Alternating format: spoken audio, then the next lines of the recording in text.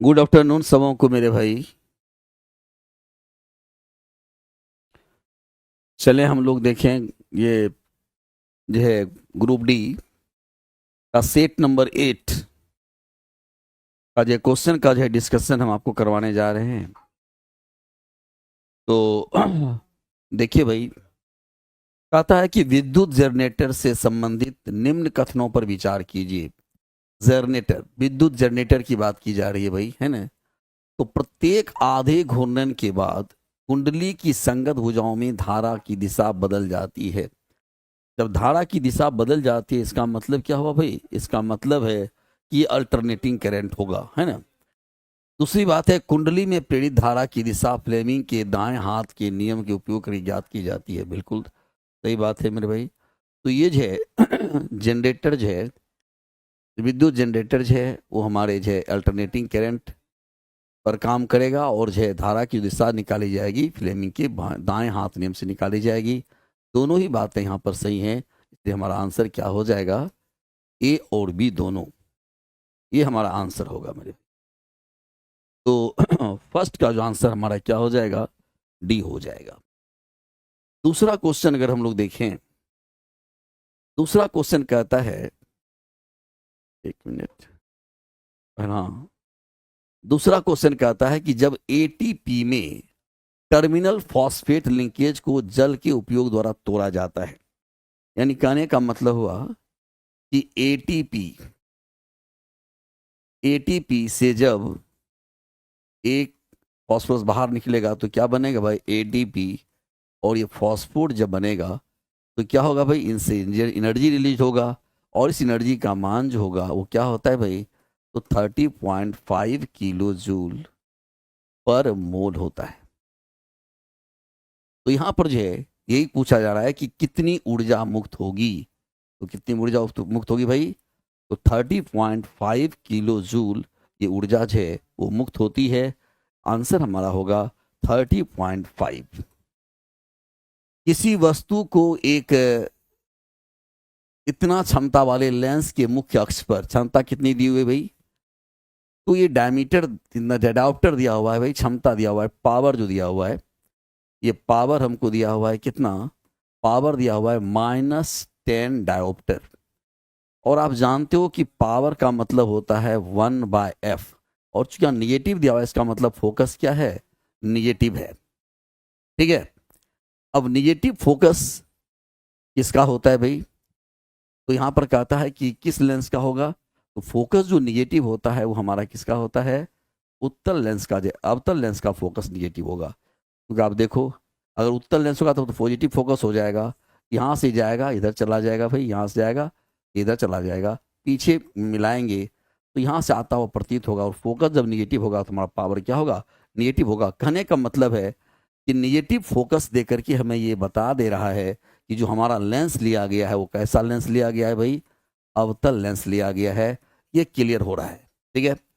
अब कहता है कि इसके मुख्य अक्ष पर 15 सेंटीमीटर की दूरी पर रखा गया है। अब यहां पर देखिए, यहां पर जो है 15 सेंटीमीटर की दूरी पर यहां पर कोई वस्तु जो क्या है? रखी गई है। तो कहता है कि बताइए कि जो बनने वाला जो प्रतिबिंब होगा वो कैसा होगा भाई? तो ध्यान दीजिए, जब यहाँ पर वस्तु को आप रखेंगे तो क्या गुजारते हैं भाई? एक कुछ है, हम लोग प्रकाश यंत्र से गुजारते हैं। जब यहाँ से गुजरेगा तो वस्तु कहाँ, इमेज कहाँ बनेगा? इसके बीच बनेगा। और देखो वस्तु क्या होगा? सीधा हो जाएगा। और कैसा होगा? आभासी होगा। ऑब्जेक्ट इधर है, इमेज उधर ही बन रहा है। जब ऑब्जेक्ट की तरफ इमेज जब बनता है तो क्या हो जाएगा भाई? आभासी होगा और सीधा हो जाएगा। यानी हमारा आंसर जो है, फोर का आंसर क्या हो जाएगा? ये जो है आभासी होगा और सीधा होगा। यानी फोर का आंसर हमारा क्या हो जाएगा भाई? डी हो जाएगा। क्लियर है? समझ में आ रही है मेरे भाई? यहाँ पर हमारा ऑब्जेक्टिव है, यहाँ पर वस्तु हो गया, एक लाइन जो है फोकस से गुजरा, पीछे मिलाएंगे फोकस पर आएगा। दूसरे को ऑप्टिकल सेंटर से गुजारेंगे, कटेगा यहाँ पर। यानी वह जो प्रतिबिंब बनेगा वो ऑप्टिकल सेंटर और फोकस के बीच बनेगा, सीधा बनेगा, है ना। और कैसा बनेगा? आभासी बनेगा।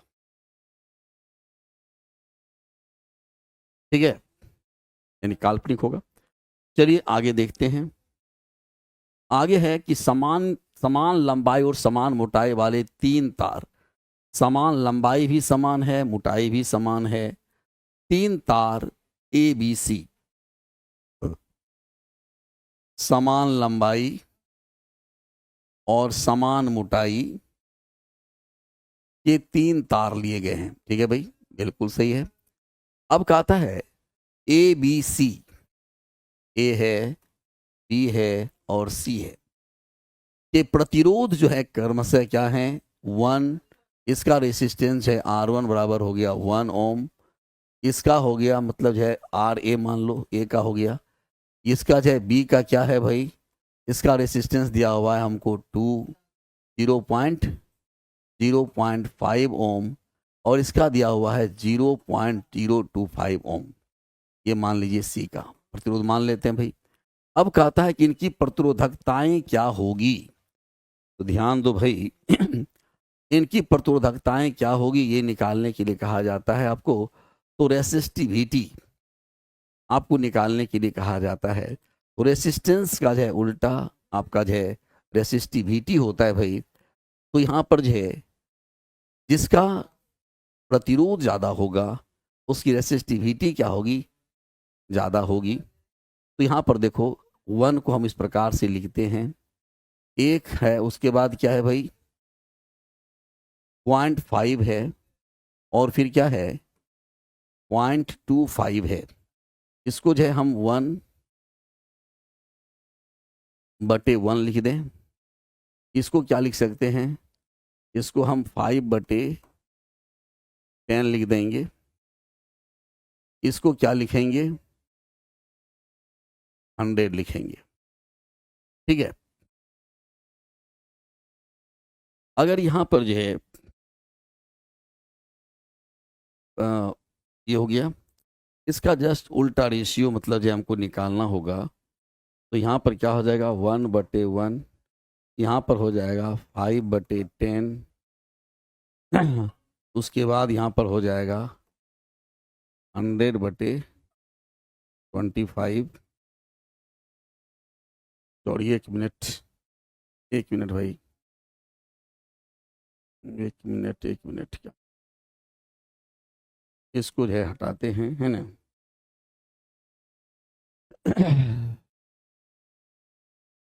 यहाँ पर जो है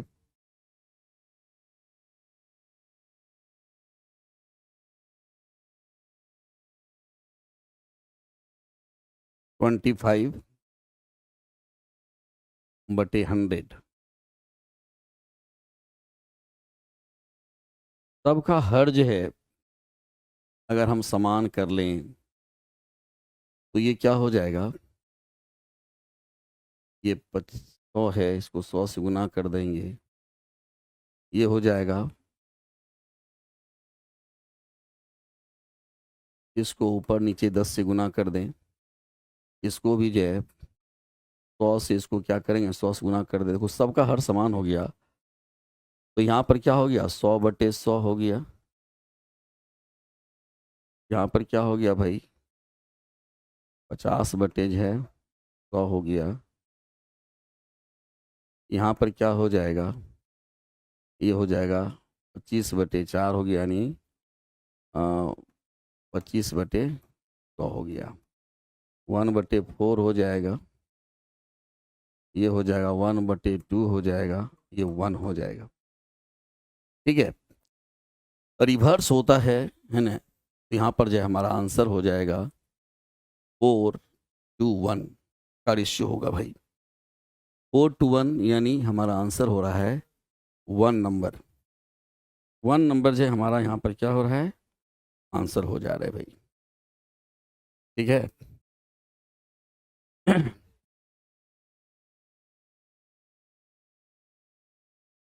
आंसर हमारा हो जाएगा 4:1:1, जिसका प्रतिरोध ज़्यादा होगा उसकी रेसिस्टिविटी कम हो जाएगी। ठीक है,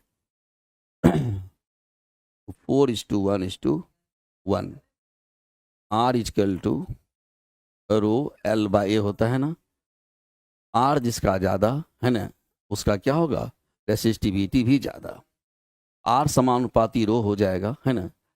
तो इससे देखो ऐसे भी निकाल सकते हैं भाई, इससे 2 गुना ये हो गया और इससे क्या हो जाएगा, 2 गुना हो गया, इसका 4 गुना हो जाएगा, इसको 1 मानते हैं, ये 2 हो जाएगा और ये क्या हो जाएगा, 4 हो जाएगा। तो 4:2:1 होगा। ऐसे करने की जरूरत ही नहीं थी, यहीं पे डायरेक्ट हम लोग देख सकते थे, है ना। इतना करने की जरूरत ही नहीं है भाई, है ना, डायरेक्ट ऐसे देख लीजिए ना, सीधा इतना करने की जरूरत नहीं है। सीधा आप जानते हो कि रोज होता है वो रो L/A होता है, तो जितना इसका रेसिस्टेंस जिसका ज़्यादा उसका रेसिस्टिविटी ज़्यादा हो जाएगा भाई। वहाँ पर है 1 ओम दिया हुआ है, पहले का ए का है 1, बी का है यानी आधा 0.5 और इसका क्या है सी का है कितना भाई 0.25। अब देखिए अगर हम जो है इसको अगर 1 माने, इससे दुगुना क्या होगा इसका, इसके क्या होगा 4 गुना इसका, ये हो जाएगा भाई 1:4, ये रेशियो हो जाएगा हमारा, सीधा हमारा आंसर हो जाएगा 4:2:1। ध्यान देना भाई इस तरह से उस तरह करने की जरूरत नहीं है। वायुमंडल की अनुपस्थिति में आकाश का रंग क्या होता है भाई, जब वायुमंडल अनुपस्थित होगा तो जब मान लो आपने पढ़ा होगा कि जब कोई अंतरिक्ष यात्री है ना जब आकाश को देखता है भाई जहाँ वायुमंडल का बिल्कुल अभाव है तो वो कैसा नजर आता है, काला नजर आता है। तो आकाश का रंग कैसा दिखेगा, काला नजर आएगा। नेक्स्ट क्वेश्चन है कि किसी कार्बनिक यौगिक में एक प्रकार्यात्मक समूह क्या निर्धारित करता है। कहता है कि an organic compound what does the functional group determined. ध्यान देना मेरे भाई, फंक्शनल ग्रुप कहते किसको हैं पर ये समझ लीजिए, ग्रुप या एटम और group of atom that govern the properties of that compound is called functional group. जैसे मान लिया जाए कि हमने जे लिया इथाइल अल्कोहल को इसमें जोड़ दिया, ये मेरा क्या है फंक्शनल ग्रुप है मेरे भाई। इथाइल अल्कोहल हो गया, इसी को अगर हम अल्कोहल अगर मान लो इसका हम फंक्शनल ग्रुप चेंज कर दें, यहाँ पर सिर्फ लिख दें CH3OCH3। अब बताओ भाई यहाँ पर भी कार्बन की संख्या 2 है, हाइड्रोजन की संख्या यहाँ पर भी 6 है, ऑक्सीजन की संख्या यहाँ पर भी क्या है 1 है। यहाँ पर भी देखिए कार्बन हमारा 2 है, हाइड्रोजन हमारा 6 है और जो है ऑक्सीजन जो है हमारा यहाँ पर भी 1 है। दोनों जो है फॉर्मूला तो समान ही है भाई, मॉलिक्यूलर फॉर्मूला दोनों का क्या है समान है, लेकिन यहाँ पर जो है हमारा अल्कोहल है और यहाँ पर जो है हमारा क्या है ईथर है। तो अल्कोहल और ईथर होने के कारण फंक्शनल ग्रुप चेंज हो जाने के कारण आप जानते हो कि अल्कोहल को अगर पी लोगे भाई तो क्या होगा, कमर लचकना शुरू हो जाएगा, और ईथर अगर सूंघ लोगे तो जो बेहोश हो जाओगे। कहने का सेंस ये है कि सिर्फ इसके परिवर्तन के कारण, सिर्फ जो है यानी फंक्शनल ग्रुप में परिवर्तन होने के कारण जो है इसका क्या हो गया, रासायनिक गुण ही परिवर्तित हो गया भाई, केमिकल प्रॉपर्टीज का क्या हो गया चेंज हो गया। हम ये कहेंगे कि किसी भी ऑर्गेनिक कंपाउंड का जो फंक्शनल ग्रुप होता है ना, वो क्या शो करता है भाई, वो इसकी जो है केमिकल प्रॉपर्टीज को शो करता है। आंसर हमारा क्या हो जाएगा, तो C नंबर हमारा आंसर होगा भाई। ठीक है, अब देखिए 8वां नंबर जो है क्वेश्चन आपके स्क्रीन पर है, द्रव में पूर्णतः या आंशिक रूप से डूबे हुए किसी पिंड पर ऊपर की ओर लगने वाले उत्प्लावन बल पिंड द्वारा विस्थापित द्रव के भार के बराबर होता है, ये कथन किसका है। देखो भाई आपने पढ़ा होगा आर्किमिडीज का सिद्धांत, जब किसी वस्तु को किसी द्रव में अंशतः या पूर्णतः डुबाते हैं तो उसके भार में एक आभासी कमी आती है और ये कमी विस्थापित द्रव द्वारा है ना ये विस्थापित द्रव के भार के क्या होता है भाई बराबर होता है। तो ये सिद्धांत हमारा किसका है, ये आर्किमिडीज साहब का सिद्धांत है। आंसर हमारा हो जाएगा फर्स्ट। निम्नलिखित में से कौन सी रासायनिक अभिक्रिया एक संयोजन अभिक्रिया है जहां ABCOD किसी भी तत्व को निरूपित करते हैं। देखो संयोजन का मतलब होता है जुड़ना, संयोजन का मतलब क्या होता है भाई, है ना जुड़ना जो है।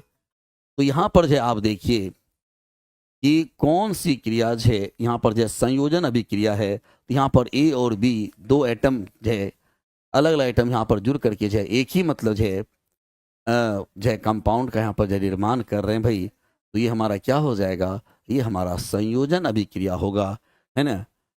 तो इसको हम लोग क्या बोलेंगे, कॉम्बिनेशन रिएक्शन इसको बोलते हैं, यानी एडिशन रिएक्शन भी इसको कहा जाता है भाई, कि जब दो छोटे छोटे मॉलिक्यूल्स आपस में मिल करके जब लार्ज मॉलिक्यूल का यहाँ पर क्या करेगा, निर्माण करेगा, इसे क्या बोलोगे, इसे हम लोग बोलते हैं एडिशन रिएक्शन।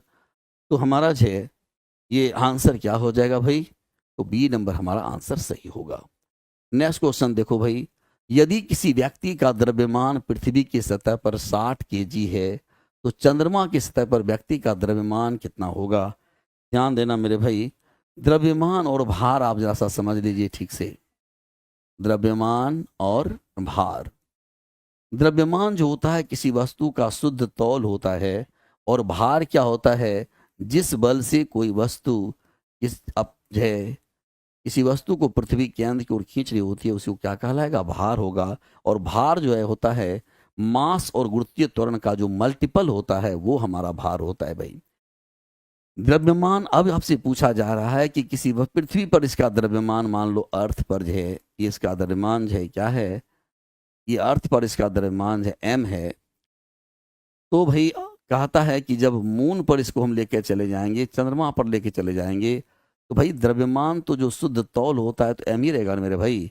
भार में कमी आएगी, क्यों भाई भार में कमी आएगी, क्योंकि आप जानते हो कि चंद्रमा पर जो गुरुत्वीय त्वरण का मान होता है वो पृथ्वी के गुरुत्वीय त्वरण के मान का 1/6 होता है। क्योंकि चंद्रमा पर जाने के बाद जी का मान घट जाएगा, तो यहाँ पर m तो वही रहेगा, लेकिन g को हम क्या करेंगे, g/6 करना पड़ेगा, यानी mg/6। ये जो है हमारा भार भले बदल जाएगा, देखिए यहाँ w था, यहाँ पर क्या हो जाएगा, w/6 हो जाएगा, लेकिन मेरा मास क्या रहा मेरे भाई, मास कांस्टेंट रहता है। तो ध्यान रखिएगा, स्थान परिवर्तन के साथ मास नहीं बदलता है। नोट करके इसको लिख लेंगे,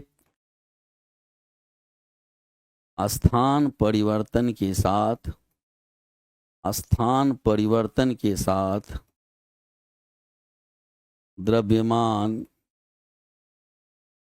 नहीं बदलता है।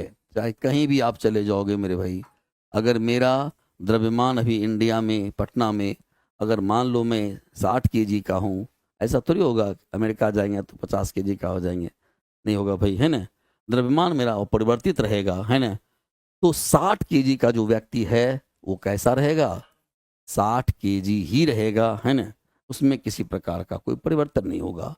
नेक्स्ट क्वेश्चन देखिएगा, कहता है कि निम्नलिखित में से क्या तंत्रिका तंतुओं से बना होता है जो प्रतिवर्ती क्रियाओं के बीच मध्यस्थता करता है और आवेगों को मस्तिष्क तक और मस्तिष्क से विभिन्न अंगों तक ले जाने का काम करता है। ध्यान दो मेरे भाई, ये कहता है कि जो कि नर्व फाइबर्स का बना हुआ होता है भाई, और जो रिफ्लेक्स एक्शन को जो है रेगुलेट करने का काम करता है भाई। तो ये जो रिफ्लेक्स एक्शन जो होता है भाई, आप जानते हो कि सडन मतलब जो है कुछ क्रियाएं इतनी तीव्र गति से होती है जिसका नियंत्रण जो है ब्रेन से ना होकर के स्पाइनल कोड द्वारा होता है। मेरुरज्जु जिसे हम लोग कहते हैं हिंदी में, स्पाइनल कोड द्वारा होता है, और इसी प्रोसेस को कहा जाता है रिफ्लेक्स एक्शन। जैसे अभी मान लीजिए आप बैठे हुए हो, एकाएक जो है आपको पीछे से कोई गरम गरम रोड सटा दिया जाए तो बैठले रहेगा, है ना, हम जंप कर जाएंगे सडनली। तो ये जो एक्शन होता है भाई, ये सडन एक्शन होता है, और इसको जो हम लोग कहते हैं, इसको हम लोग कहेंगे, है ना, क्या, रिफ्लेक्स एक्शन कहेंगे। अरे भैया बड़ी गर्मी लग रहा है, थोड़ा सा इसको चालू कर दीजिए ना, एसी उसी कुछ। तो इसको जो है हम लोग क्या बोलते हैं भाई, है ना, इसको जो है हम लोग जो है बोलेंगे रिफ्लेक्स एक्शन। और रिफ्लेक्स एक्शन कौन कंट्रोल करता है भाई, तो रिफ्लेक्स एक्शन को जो है कंट्रोल करने का काम करता है हमारा स्पाइनल कोड करता है। तो आंसर हमारा क्या हो जाएगा भाई, स्पाइनल कोड हो जाएगा। नेक्स्ट क्वेश्चन देखो भाई, निम्नलिखित में से कौन अकशेरुकीय इन्वर्टिब्रेट में शामिल नहीं है। कीट बिल्कुल भाई इन्वर्टिब्रेट है हमारा, मोलस्का बिल्कुल इन्वर्टिब्रेट है ना, एकिडना जो है ना, एरेक्निड जो है, एरेक्निडा ये जो क्या है भाई, ये हमारा जो है आपका अकशेरुक है। सरीसृप, सरीसृप में तो भाई वर्टिब्री पाया जाता है, जिसमें रीढ़ की हड्डी पाई जाएगी, उसे क्या बोलोगे, उसे हम लोग बोलते हैं वर्टिब्रेट। तो यहाँ पर जो है हमारा सरीसृप जो है वो वर्टिब्रेट है, जो कि अकशेरुक नहीं है, कशेरुक है। नहीं कह रहा है चूज करने के लिए, तो डी आंसर हमारा सही होगा। गैस अणुओं की गतिज ऊर्जा के अनुक्रमानुपाती होती है। अब देखो भाई, गैस की गतिज ऊर्जा किसकी अनुक्रमानुपाती होती है? तो गतिज ऊर्जा यानी kinetic energy half M V square.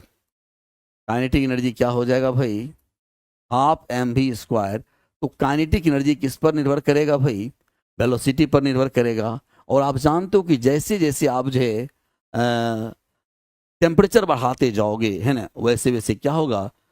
वेग जो है क्या होगा? बढ़ेगा भाई, है ना। और जब वेग बढ़ेगा तो साथ ही साथ उसकी जो है काइनेटिक एनर्जी भी क्या हो जाएंगी? इंक्रीज करेंगी। तो जो है आपका जो है आंसर क्या हो जाएगा मेरे भाई? तो टेम्परेचर, क्योंकि ताप बढ़ाने से ही ऊर्जा बढ़ेगी, प्रेशर नहीं होगा भाई, है ना, सिर्फ ताप होगा। नेक्स्ट क्वेश्चन देखिए, निम्नलिखित में से किसमें अपेक्षाकृत उच्च प्रतिरोध होता है और परिपथ में धारा को कम करने के लिए प्रयोग में लाया जाता है? भाई धारा को कम करना है तो प्रतिरोध लगाते हैं, रेजिस्टेंस लगाते हैं भाई। सिंपल सा बात है कि धारा को कम करना है, करंट का फ्लो कम करना है, तो क्या लगाएंगे? रेसिस्टेंस लगा देंगे। धारा के प्रतिरोध को क्या करेगा, है ना, कम कर देगा भाई, है ना। तो यहाँ पर जो है हम क्या करेंगे? रेसिस्टर्स लगा देंगे, प्रतिरोध लगा देंगे, जो कि हमारे धारा को क्या करेगा? कम करने का काम करेगा। ठीक है भाई, तो आंसर हमारा क्या हो जाएगा? तो एक नंबर हमारा आंसर सही होगा। कहता है कि आवर्त में तत्वों के क्रम में व्यवस्थित किया जाता है। अब देखो यहां पर पूछ रहा है कि आवर्त में तत्वों को नाभिक के बढ़ते हुए आवेशों के क्रम में व्यवस्थित किया जाता है। नाभिक में समान आवेशों, नाभिक में स्थिर आवेशों और नाभिक में घटते आवेशों में ध्यान दीजिए। यहां पर जो है क्वेश्चन आपसे कह रहा है कि आवर्त में तत्वों के जो आवर्त में जो है, ये मान लो कि न्यूक्लियस है, ये जो है जैसे जैसे मतलब जो है बढ़ता जाएगा भाई इसका, है ना, एटॉमिक नंबर, वैसे वैसे कक्षा की संख्या क्या होती जाएगी? बढ़ती जाएगी। और जैसे जैसे कक्षा की संख्या बढ़ती जाएगी वैसे ऊर्जा स्तर का मान भी क्या होगा? बढ़ता चला जाएगा भाई। इसीलिए हमारा जो है नाभिक के बढ़ते हुए आवेश, ऊर्जा जब ज़्यादा होगा तो आवेश ज़्यादा हो जाएगा, और बढ़ते हुए जो है ऊर्जा स्तर या नाभिक के बढ़ते हुए आवेश के क्रम में स्थित किया जाता है। जैसे जैसे न्यूक्लियस से दूर बढ़ते जाएंगे एनर्जी लेवल हमारा क्या होता जाएगा? इंक्रीज करता चला जाएगा। यानी के से ज़्यादा एनर्जी होगा एल का, एल से ज़्यादा होगा एम का, एम ज़्यादा होगा एन का। इस प्रकार से जो है ऊर्जा स्तर का मान भाई क्या होता जा रहा है? बढ़ता जा रहा है। ठीक है, तो जब ऊर्जा का मान बढ़ेगा तो आवेश का मान बढ़ेगा मेरे भाई। इसीलिए जो है आंसर क्या हो जाएगा? नाभिक के बढ़ते हुए आवेशों के द्वारा। ट्रकों, कारों और बुलडोजरों के टायरों में ट्रेड, ट्रेड मतलब समझते हैं ना, वो जो खांच जो बना हुआ रहता है भाई, वो जो है बनाए जाते हैं। क्यों? तो भाई घर्षण को कम करने के लिए, वाहन की गति बढ़ाने के लिए, कि घर्षण को बढ़ाने और सड़क के बेहतर पकड़ प्रदान करने के लिए।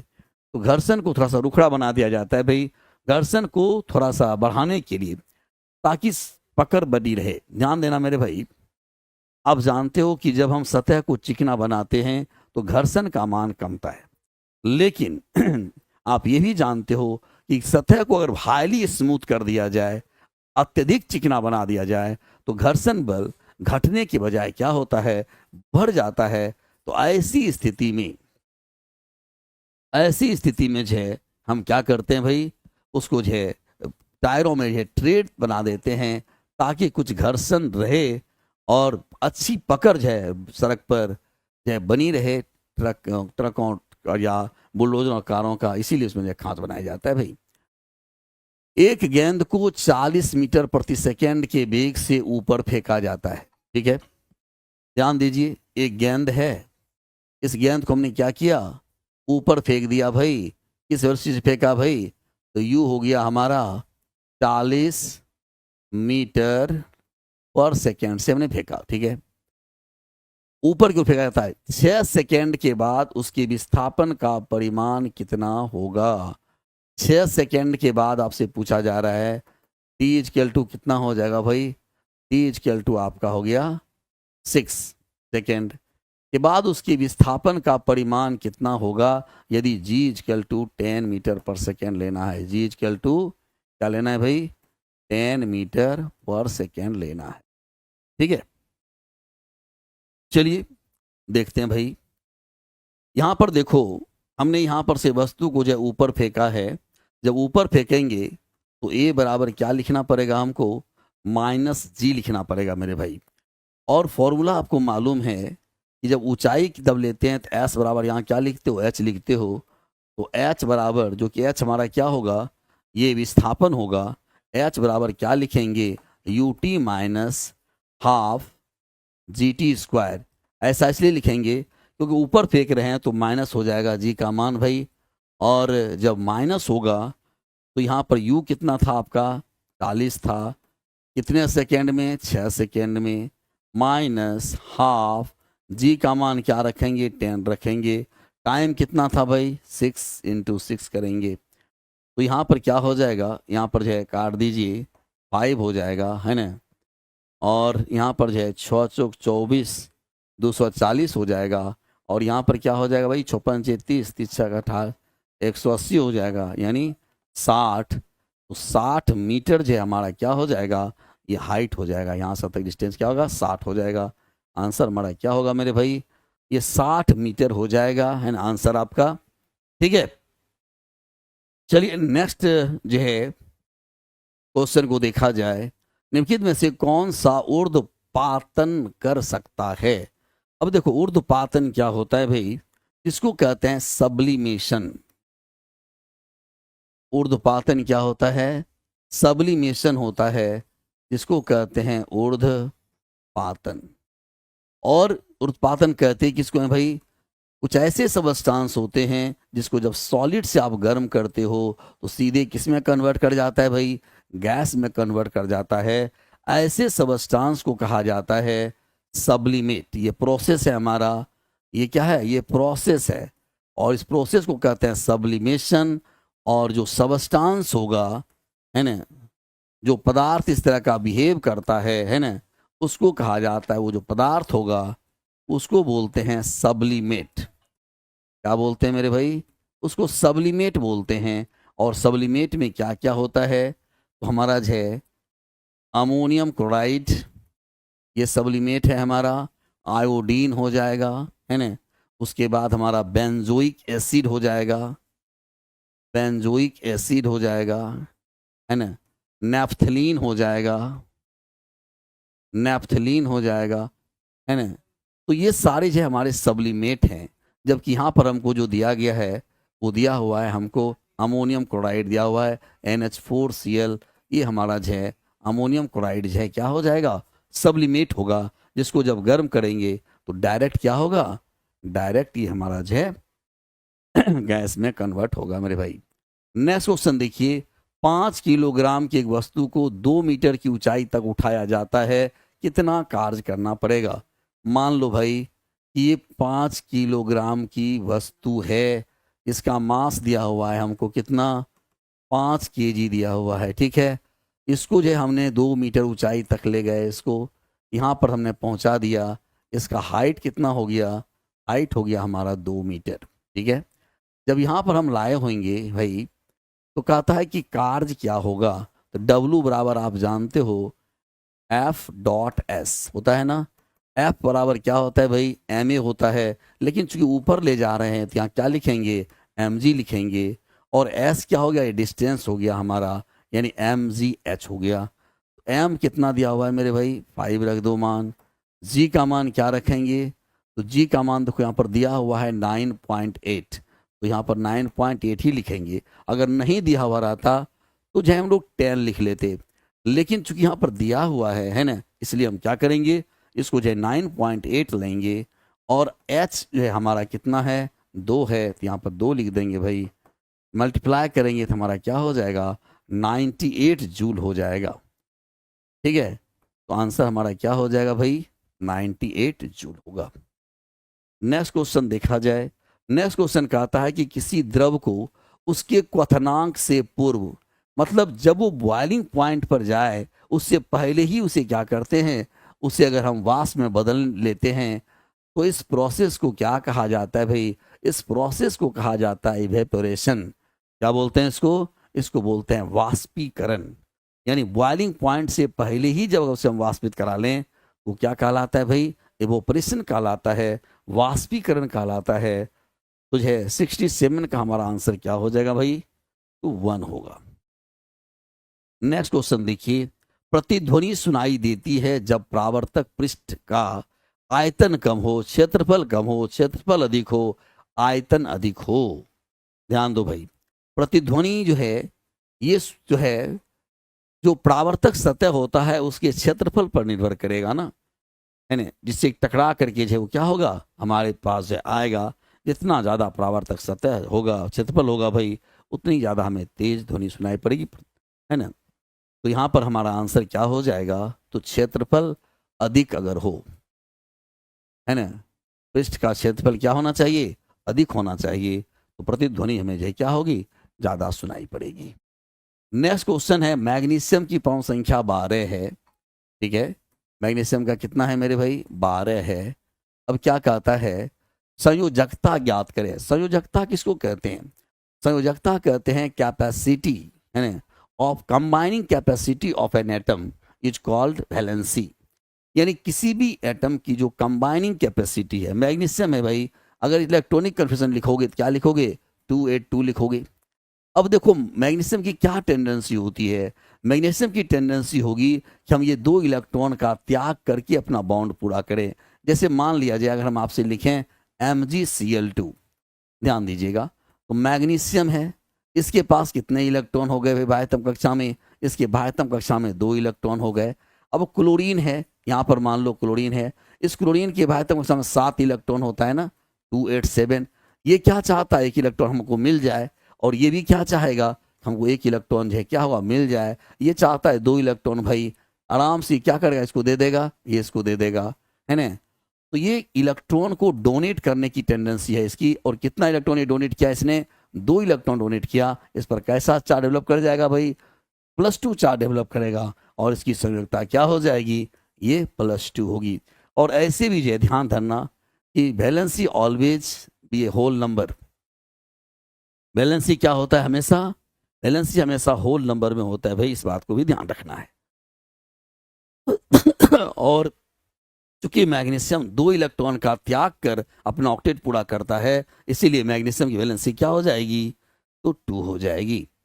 नेक्स्ट देखो क्या कहता है, कौन सा हार्मोन सभी अंगों के विकास को उद्दीपित करता है। नाम से स्पष्ट है भाई, जो हमारे शरीर का विकास कराएगा वो ग्रोथ हार्मोन ही कहलाएगा।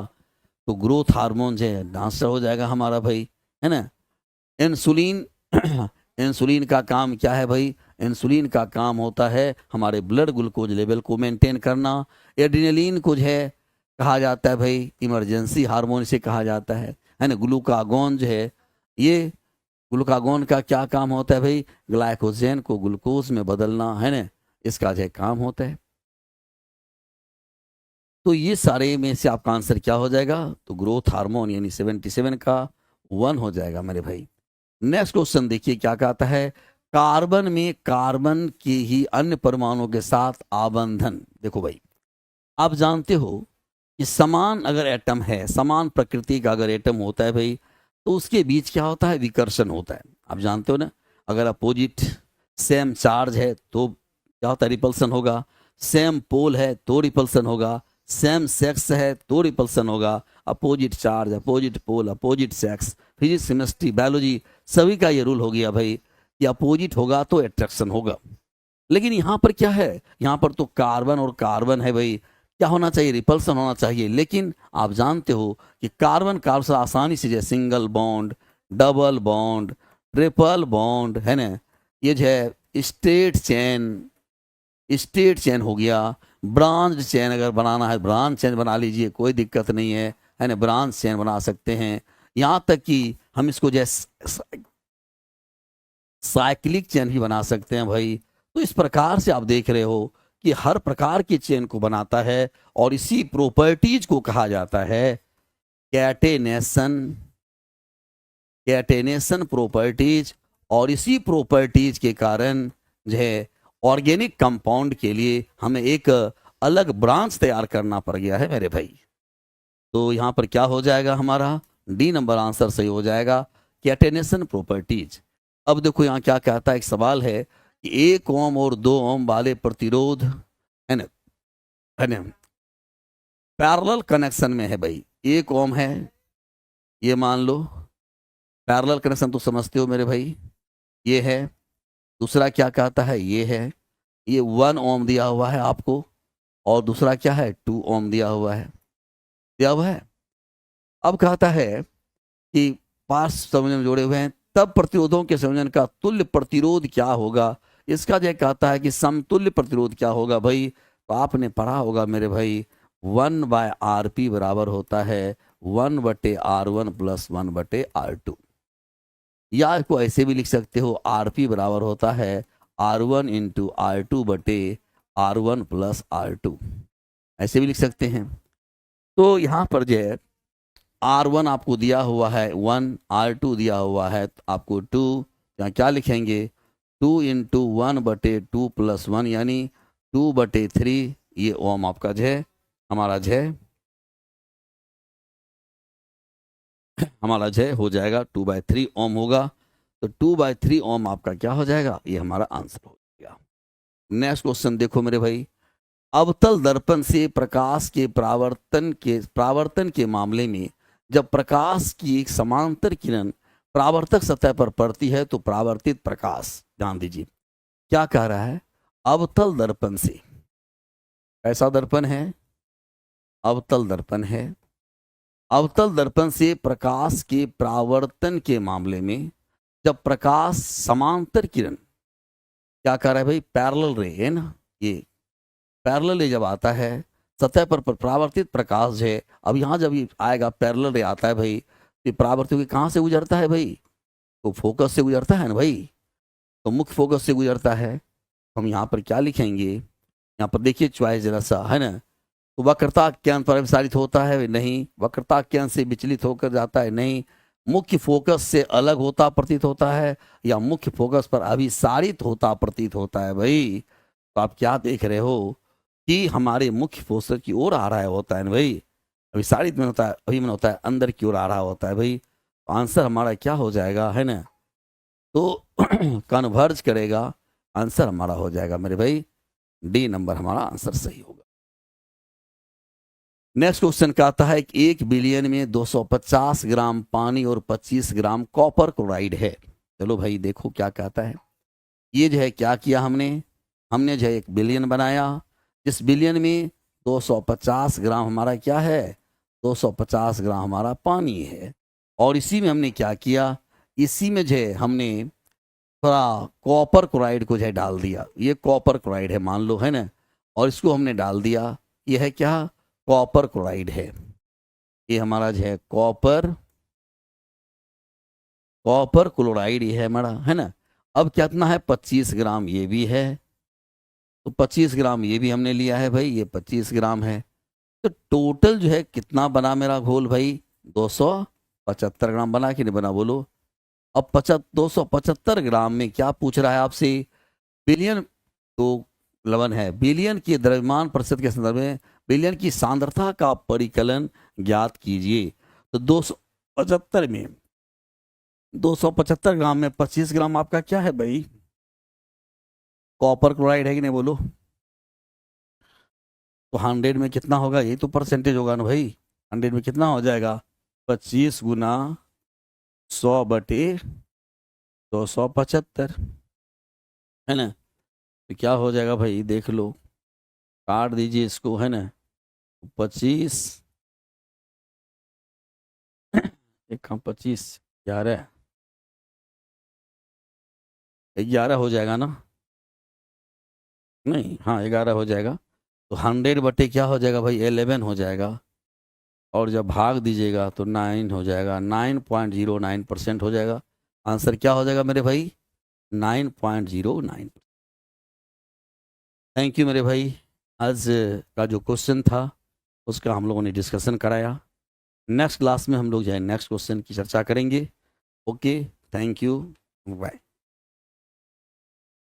चलिए नमस्कार साथियों, आप सभी का स्वागत है आज के सेट वाले में। ग्रुप डी सेट आपका सेट नंबर 8। चलिए हम एक क्वेश्चंस को देखते हैं और समझने की कोशिश करते हैं कि ये सवाल बहुत बेहतरीन है और बहुत आसान है। कह रहा है कि बी के तुलना में ए 40% अधिक दक्ष है। बी के तुलना में, बी के कंपैरिजन में ए एक 40% अधिक दक्ष है। मतलब अगर ये 100 होगा, ये आपका 140 होगा। ये आपका क्या दक्ष मतलब क्या होता है? क्षमता होता है। दक्ष का मतलब क्या होता है भाई? क्षमता होता है। अगर हम बात करें कि बी के तुलना में सी जो है 20% कम दक्ष है, मतलब 20% कम क्षमता है। अगर ये 100 है तो ये आपका 80 हो जाएगा। ठीक है, तो यहां से अगर हम काटने की कोशिश करते हैं कि इसका रेशियो, दक्ष का क्षमता का रेशियो हो जाएगा 20 सती, और ये 20 पंचे, और ये 20 चौक, ये आपकी क्षमता हो जाएगा। किसका? ए और बी का क्षमता हो। अब यहां क्या बोला है कि एक साथ कार्य करने, वो तीनों एक साथ 20 घंटा में कार्य करता है। तो ये अगर दो तीनों एक घंटा में 20 घंटे में करता है तो इसकी टोटल वर्क क्या होगा? अगर ये एक घंटा में देखने को मिला, 7 7 5 12 4 16 यूनिट काम करता है। मतलब ये 16 यूनिट कर रहा है एक घंटा में, 16 यूनिट, तो 20 घंटा में इतना काम कर लेगा, यही टोटल कम हो जाएगा। अब कह रहा है कि ए इसका 35%, इसका 35% काम को करेगा। कौन? ए करेगा। तो ए कितना यूनिट है? 7 यूनिट। एक घंटा में 7 यूनिट। 7 पंचे, ये कैंसल हो जाएगा, आपका आ जाएगा आंसर कितना? कितना आ जाएगा? 16 घंटा जाएगा। ऑफलाइन टेस्ट टाइम क्या है सर? ऑफ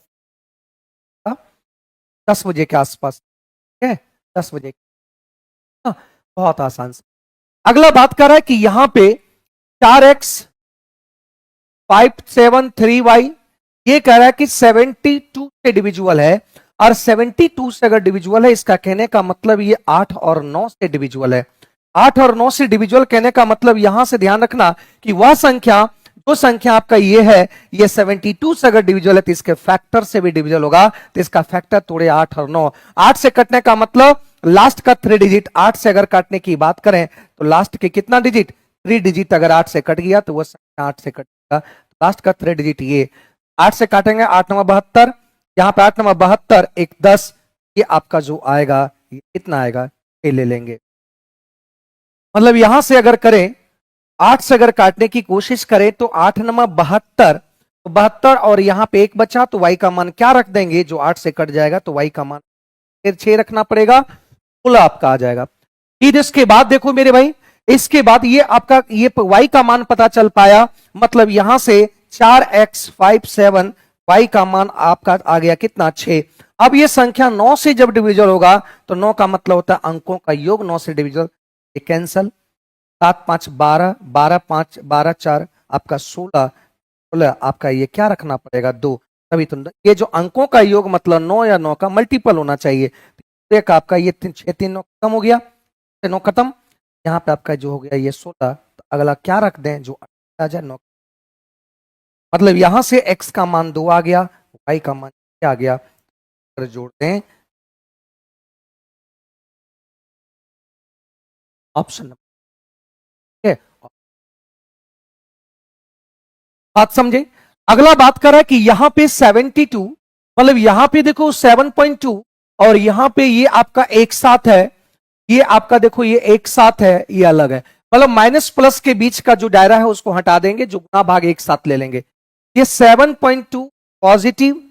अब देखो इसको काटो, ये कट जाएगा आपका कितना बार में? 12 सत्ती 74, मतलब 70 बार में।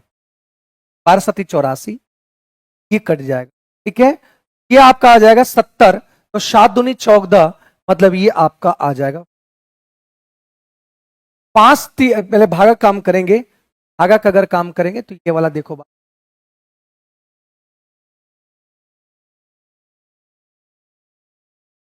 पॉइंट हटाएंगे तो 00। 5 से 5 कट गया, ये आपका आ गया +3। अब देखो यहाँ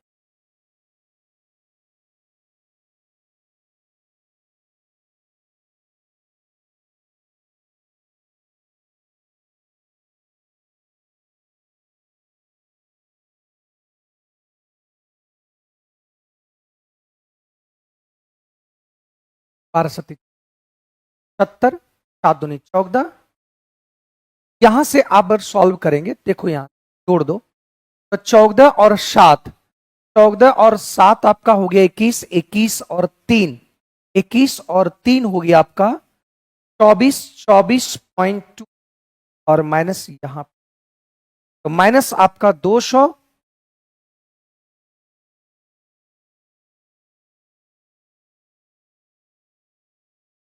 आ जाएगा option number. Option number clear है भाई, यहां तक कोई दिक्कत है? अब कह रहा है कि दो वस्तुओं में से प्रत्येक का आपका बेचा जाता है, मतलब यहां से एसपी की अगर बात करें कि दो वस्तु का एसपी आपका दे रखा है, दोनों का एसपी आपका समान है, मतलब 5140 और 5140, तो ये टोटल एसपी मिलकर हो जाएगा आपका 10,208 आ जाएगा टोटल एसपी। यहां से आपको बोला गया कि सीपी निकालो, तो सीपी निकालने की अगर बात करते हैं तो ये आपका जब बेचा गया तो 16% का जब बेचा गया तो इसको 16% का लाभ हुआ, मतलब ये 116% बराबर इतना, तो आपको क्या निकालना है? मूल्य निकालना है 5104। अगर इसको बेचा गया दूसरे वाले को तो 12% का हानि हुआ, मतलब ये 88% के बराबर है, गुणा 100 कर देंगे तो ये आपका कट जाएगा आपका 44 बार में, 6 चौक 24, ये आपका आ गया 4400, और ये कट जाएगा आपका 64 मतलब 58 बार में, तो ये आपका 5800 आ गया। और यहां पे पहला वस्तु का सीपी, दूसरा वस्तु का सीपी, ये सब मिलकर आ जाएगा 10,000। तो 10,200 में खरीदा और टोटल यहां पे लाभ हुआ आपका कितना रुपया का? 8 रुपया का लाभ हुआ। तो लाभ परसेंट आपको चाहिए, तो 8 बटा आपका यहां से आ जाएगा इतना, गुणा 100 कर देंगे तो ये कैंसल हो जाएगा और आपका आंसर हो जाएगा कितना? देख लो भाई कितना आ जाएगा।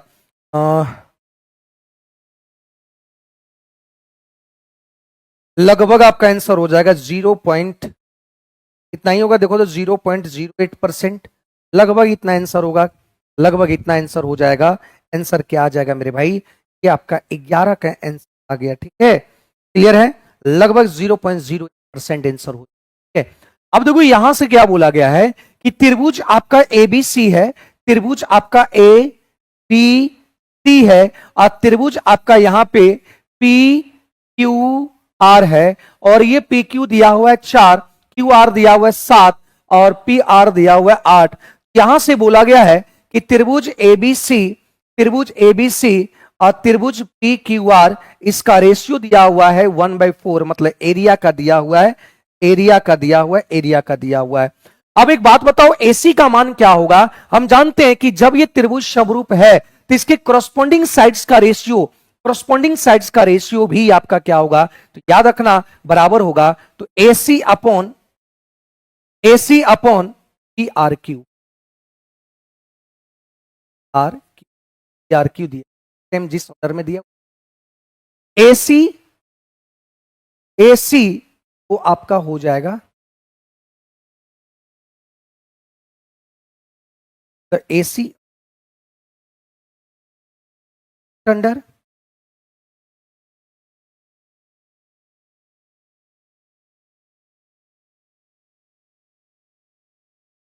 Are Q. एसी का मान आपको चाहिए, क्यों दिए? क्योंकि ये आपका स्क्वायर के यूनिट में, ये एक यूनिट में है, इसलिए इसको स्क्वायर को एक यूनिट कर दिए, इस बात को ध्यान देना। पी क्यू का मान 8 है और ये आपका हो, एसी का मान हो 4 सेंट। ऑप्शन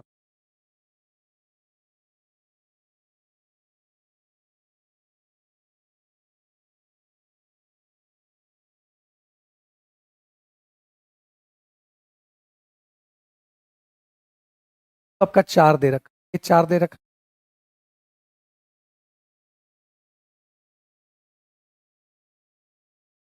ये हो जाएगा। छठा में कह रहा है कि छिन्नक, तो छिन्नक का आयतन जो होता है, आप जानते हैं छिन्नक का जो आयतन होता है 1/3 पाई 22/7। ऊंचाई देखो कितना, ऊंचाई आपका दिया है 21, और बड़ी आर का स्क्वायर, बड़ी आर का स्क्वायर 5 का स्क्वायर, और तो छोटी आर का 4 का स्क्वायर, और बड़ी छोटी पांचों, ये आपका हो जाएगा कि 1/3 पाई एच, बड़ी आर का स्क्वायर, छोटी आर का स्क्वायर, और आर आर, ये हो जाता है वॉल्यूम की। यहां से आपका आ गया, यहां से आ गया, ये कट जाएगा 3 बार में, ये कट गया इतना, तो 22 इंटू ये 5 पचे 25 और 4 चौक 16 और 20, 25 और 45, 45 और 16, तो ये आपका आ जाएगा 61, 61। यहां से काटेंगे 22 इकाई 22 और 22 इकाई 22, तो आपका 22 इकाई 22 तो 2 किया और 2 हासिल है, तो 22 छक्का आपका 132, 33 हो जाएगा आपका आंसर। ये आपका आंसर है। ठीक है भाई, यहां से बात समझ पाए।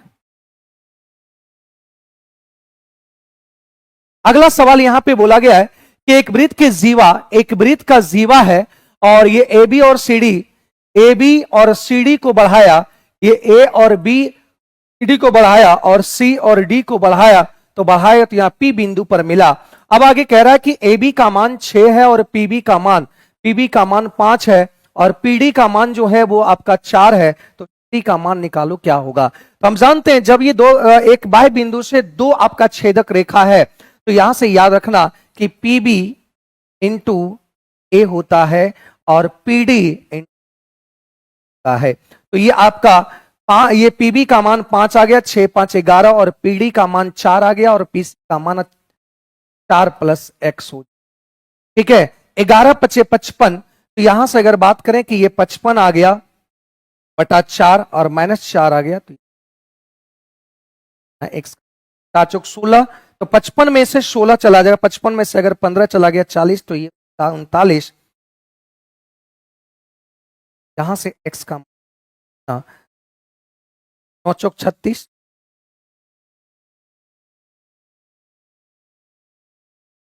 कितना है एक्स का सीडी, तो यही सीडी पूछ रहा है। ये आपका फॉर्मूला है और ये जानना चाहिए।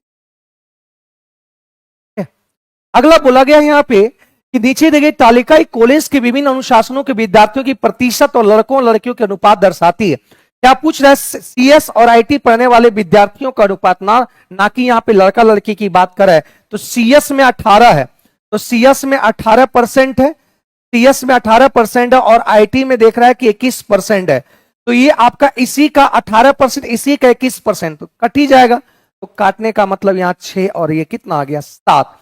तो यहां से अगर आप देख सकते हैं 2600 का 18%, 2600 का 21%, रेशियो निकालेंगे 26 26 कट जाएगा आपका, यही कटने के बाद आंसर। ठीक है, अगला बात कर रहा है कि यहां पे फर्स्ट क्वाड्रेंट, प्रथम चतुर्थांश, मतलब इसमें और इसमें सभी ट्रिगोनोमेट्रिक रेशियो फंक्शन जो होगा वो आपका पॉजिटिव होगा, तो यहां से आपका आ गया 10a बराबर 5, यहां से 10a आ जाएगा कितना 5/6। तो यहां से एक बात समझो मेरे दोस्त, बात समझो यहां से, अगर हम बोथ साइड यहां पे बोथ साइड अगर हम यहां से cos से डिवाइड कर दें, मतलब ऊपर नीचे दोनों से cos a से डिवाइड कर दें, तो cos से डिवाइड करेंगे तो ये आपका आ गया 10a और ये भी आपका cos खत्म, ये आपका बच गया।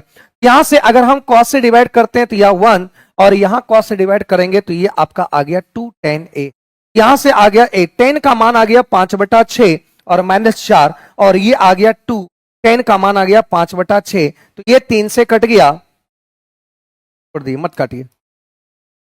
तो यहां से आपका आ गया 8 पंचे 40, 6 चौक 24, तो 16/6 और यहां से आ जाएगा 6 कहीं 6, 5 दूनी 10, 16 आपका 6, तो कट कर आपका आंसर हो गया 1, ऑप्शन नंबर सी इसका सही उत्तर आ जाएगा मेरे भाई। क्लियर है यहां तक? बहुत आसान सवाल थे और आसान सवाल को आप देख पाए किस तरह से आसान इसको कर दिए, है ना। यहां से ही नहीं कि इसको हम यहां पे निकालने की कोशिश करेंगे, भाई ये 6 है, ये 5 है, ये 6 है, तो 6 छक 36, 5 पचे 25 जोड़ और निकालने की कोशिश करो और यहां पे आपका लिख दो, ना करने की डायरेक्ट इस साइन को 10 बनाने की कोशिश। ठीक है, यहां पे कह रहा है कि साधारण ब्याज किसी वार्षिक दर प्रतिशत से 4300 रुपया की राशि 2 वर्ष से बढ़कर इतना हो जाती है। देखो यहां मूलधन आपका 4300 और ये 2 वर्ष में बढ़कर अमाउंट 40।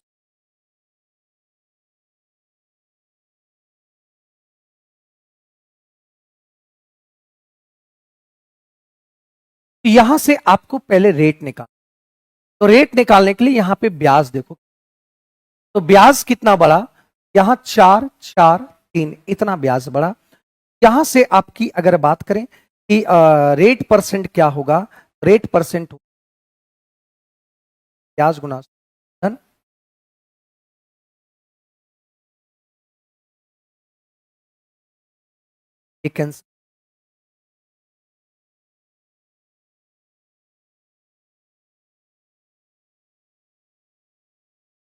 ये पहले काट दो, 17 दूनी 4 तिया 12 4 4 R%।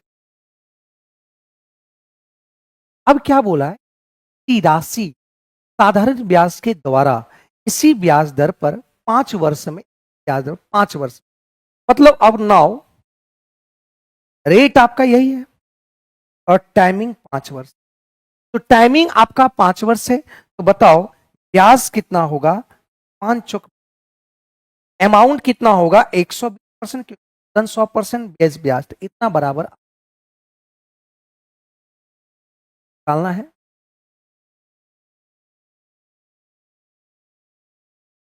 बारह अठी 96, 96 4 5 50, 12 चौक 48, 12 दूनी, मतलब आप धन आपका, धन आपका। क्लियर है यहां तक? यहां से हम लोग क्या किए, पहले रेट निकाले, करे वही रेट पर टाइमिंग आपका 5 साल हो जाता है 10,100, मतलब ये अमाउंट हो जाता है कौन सी, तो यहां पे अगर हम ऐसा ही निकालते तो मूलधन को 100% मान, ब्याज 20, 120 है। अगला बोला गया है कि यहां पे कह रहा है कि 5 और यहां पे 3, 5 और 3 ये इसमें बॉयज और ये गर्ल्स का है और 640 है, तो यहां पे 8 है, लेकिन कर संख्या 640 है, तो यहां पे आपको 80 गुना, यहां भी 80, यहां भी 80, यहां पे बॉयज आपका 640 में 400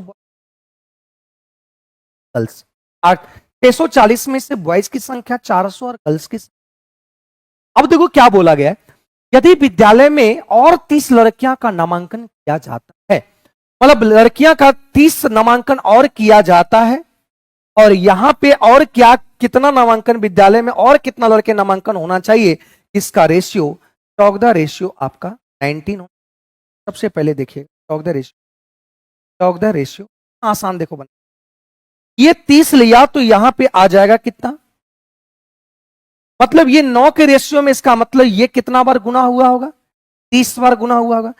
ये भी आपका 30 बार गुना करेंगे तो 14 तिया 42, 420। इसका कहने का मतलब क्या हुआ कि यहां पे 30 एडमिशन लिया 270 हुआ, और यहां पे एक्स एडमिशन और लेगा 420 हो जाएगा, इससे निकाल लिए 420। कहने का मतलब यहां और लड़का एडमिशन का, और लड़का एडमिशन का, तो ये आ गया सही उत्तर आ गया। कैसे, या आप सेकंड मेथड से ऐसे भी बना सकते हैं भाई कि ये 400 प्लस एक्स और लड़की में 240 था प्लस 30, ये रेशियो आ गया। यहां से आप एक्स का मान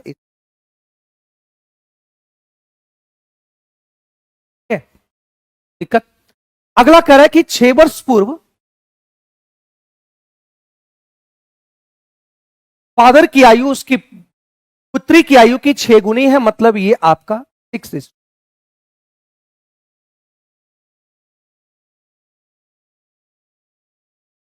अब कह रहा है कि 3 वर्ष बाद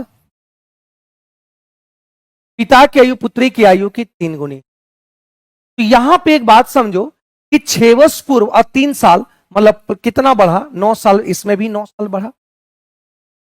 तो सीपीएम से, सीपीएम क्रॉस प्रोडक्ट मेथड आप लोग अगर पढ़े होंगे बहुत आसान से, 6 का 6, 3 का 3, अंतर यहां पे रेशियो का 9 तिया 27, 9 का 9, यहां पे 8, अगर 3 यूनिट बराबर 18 तो 1 यूनिट बराबर आपका कितना आएगा, 6 आ गया। अगर 1 यूनिट बराबर 6 आ गया तो आपसे पूछ रहा है पुत्री की आयु क्या है, तो मतलब यहां से पुत्री की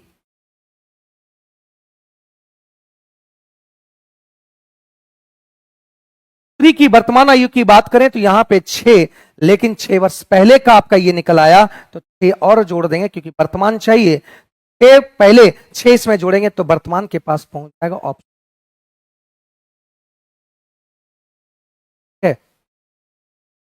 यहां पे x बराबर अगर 2 रखेंगे तो x बराबर 2 रखेंगे तो ये आ जाएगा 7, और यहां पे आ जाएगा आपका 2 रखेंगे 7 2 11, और यहां पे रखेंगे 2 फिर 12 12 9 9 9 और 2 11 21 आ जाएगा। और यहां 7/11 का ये दोनों का रेशियो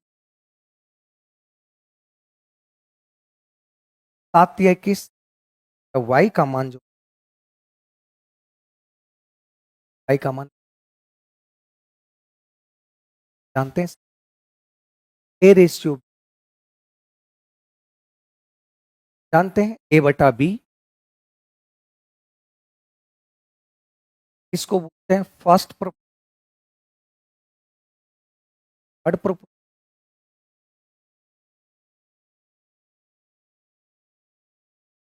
अब यहां कह रहा है कि 18.5 सेंटीमीटर 12.5 सेंटीमीटर 10 सेंटीमीटर विमाओं वाले एक घनाव दिया है, एक घनाव है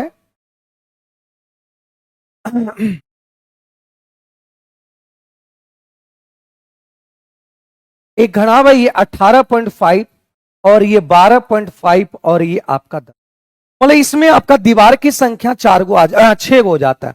और ये आपका जाना है कि आमने सामने का दीवार जो होता है वो आपका बराबर होता है। तो पेंट किए जाने वाले भाग का क्षेत्रफल, पेंट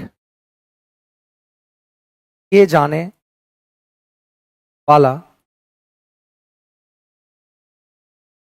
भाग का क्षेत्रफल, ये L है, ये B, यहां से हो जाएगा LB EH और HL। लेकिन ये LB आपका एक सतह का सामने वाला है तो पीछे भी आपका होगा, दो दो होगा सब, एक किनारे वाला भी समान होगा, पर नीचे वाला समान होगा, और सामने और बैक वाला भी समान होगा।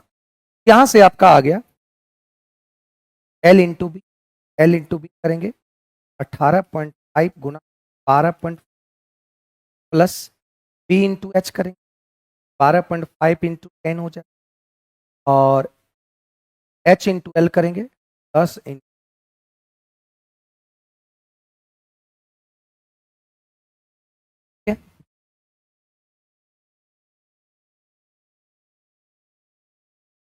दिक्कत यहां तक बोलो भाई।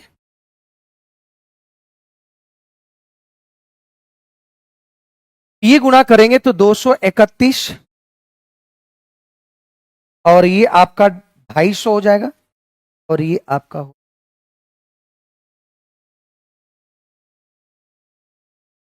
5 5 10 और 1 11, 8 2 10 10 3 13 13 1 1 1 2 2 4 1 5 5। यहां से अगर गुणा करेंगे देख लो कितना गुणा हो जाएगा आपका 2 441 42, मतलब ये आंसर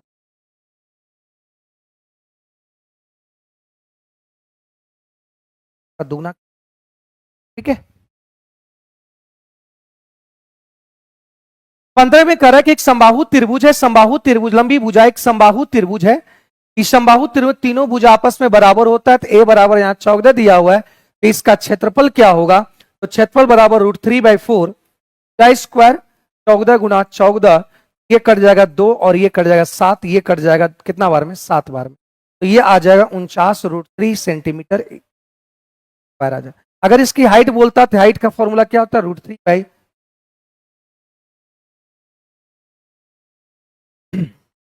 यहां से बोला कार 5 घंटा में 275 किलोमीटर की दूरी तय करता है, मतलब 5 घंटा में दूरी तय करता है 275 किलोमीटर का, तो चाल कितना होगा, तो चाल हो जाएगा 275/5, मतलब ये 55 मीटर पर आवर हो जाएगा इसका चाल। अगर कह रहा है 5 किलोमीटर कम कर दें इसकी चाल को, 5 किलोमीटर कम कर देंगे तो अब ये 50 किलोमीटर पर आवर होगा। अब कह रहा है कि इसी चाल से 250 किलोमीटर की दूरी तय करने में कितना समय लगेगा, तो समय बराबर कितना लगेगा, तो ये कट जाएगा, तो मतलब आंसर कितना 5 घंटा लगेगा समय, इसका सही है, तो 5 घंटा समय लगेगा। बहुत आसान है ना। अगला कह रहा है कि 4 मीटर ऊंचे एक चबूतरे के ऊपर, देखो यहां पे क्या है, ये जमीन है और एक चबूतरा बनाया गया, चबूतरा आपका यहां से क्या है, एक चबूतरा है, ये आपका 4 मीटर का चबूतरा है, 4 मीटर का चबूतरा है। एक चबूतरे के ऊपर ऊपरी तल से कितना मीटर दूर स्थित एक मीनार का शिखर का उन्नयन कौन? एक यहां पे इससे तल से आपका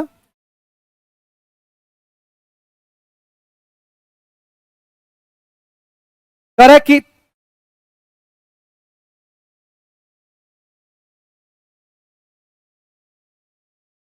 मीनार का ऊंचाई इतना है, मीनार का ऊंचाई यहां से यहां, और इसका जो दूरी है आपका, ये दूरी आप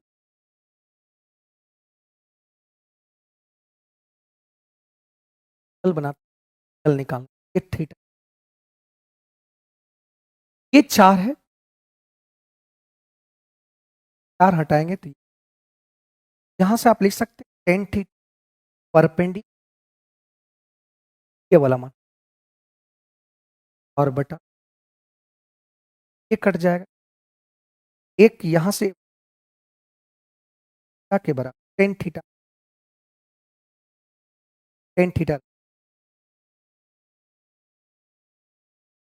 दे रहे हैं यहां तक।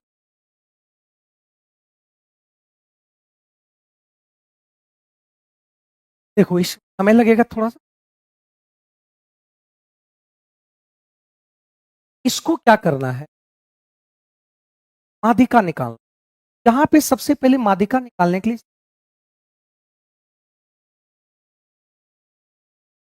3 3 3 3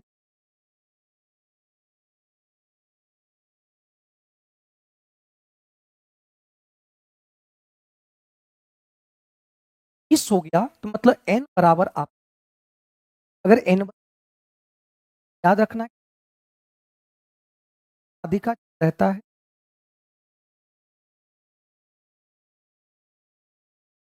यहाँ पे 2 का 2, मतलब 11वां पद वैसा लेना है, 11वां पद जो होगा बढ़ते सेंडिंग, बढ़ते बढ़ते क्रम में आपको लिख 11वां पद देखना है, 11वां से ऊपर बात जाते जाते 11वां पद देखना है।